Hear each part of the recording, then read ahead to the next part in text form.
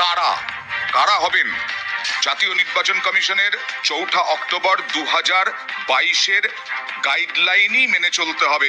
আমরা বিএলও, আমরা প্রাইমারি শিক্ষক, আমরা ছুটির দিনে কাজ করতে পারবো না, এই ইস্যু নিয়ে কলকাতা হাইকোর্টে মামলা দায়ের করেন প্রায় 70 থেকে 80 জন বিএলও প্রাইমারি শিক্ষক।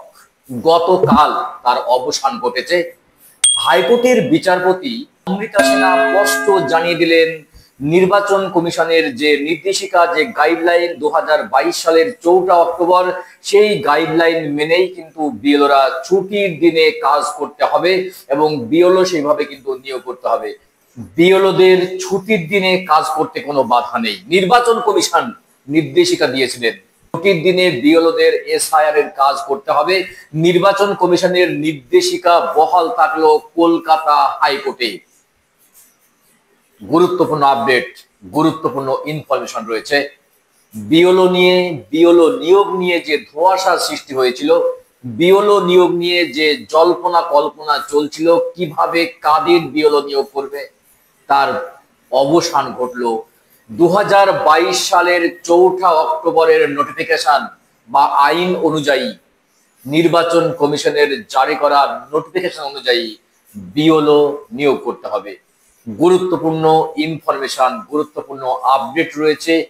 আর কোনো ধোঁয়াশা থাকলো না। কারা কারা বিএলও হতে পারবেন, কারা কারা বিএলও হিসাবে নিযুক্ত হতে পারবেন, তার গুরুত্বপূর্ণ তথ্য কিন্তু জানিয়ে দিলেন কলকাতা হাইকোর্ট।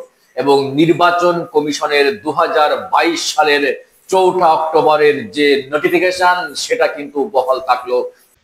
এসআইআর নিয়ে যখন রাজ্য রাজনীতি, দেশ জুড়ে রাজনীতি গরম, তুঙ্গে তরজা, সংসদ বারবার বন্ধ হয়ে যাচ্ছে, তখন হাইকোর্ট এসআইআর এর বিএলও বুথ লেভেল অফিসারদের কারা কারা হবেন, জাতীয় নির্বাচন কমিশনের 4 অক্টোবর 2022-এর গাইডলাইনই মেনে চলতে হবে। শিক্ষকদের ক্ষেত্রে বলা আছে কি, পড়ুয়াদের ক্ষতি না করে ভোটের কাজ দেওয়া যেতে পারে।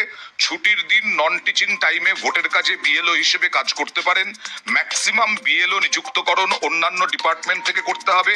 সব থেকে কম বিএলও বুথ লেভেল অফিসার করতে হবে শিক্ষকদের, সব থেকে কম। স্থায়ী কর্মী না অস্থায়ী কর্মী হবে বিএলও, তাও নির্দিষ্ট করা আছে এই গাইডলাইনে।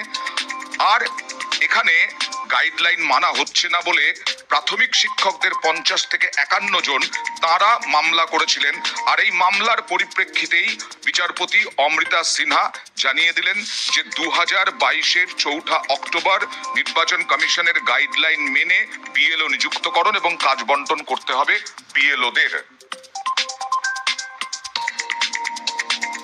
টিচিং আওয়ার্স ফুল করার পরে সেক্ষেত্রে কতটা সময় দিতে পারবে প্রাথমিক শিক্ষক বলুন বা কোনো কর্মী হোক, সেক্ষেত্রে তার ক্ষেত্রে একটু অসুবিধা। ছুটির দিনে করতে পারে বা যেখানে ছাত্রছাত্রীর সংখ্যা কম, এটা করা সম্ভব হতে পারে। 6 দিন যে স্কুলে চাকরি করবে, ছুটির দিনেও যদি সে কাজ করে, তার নিজস্ব কোনো কাজে ছুটি সে পাবে কিনা, সেই একটা প্রশ্ন।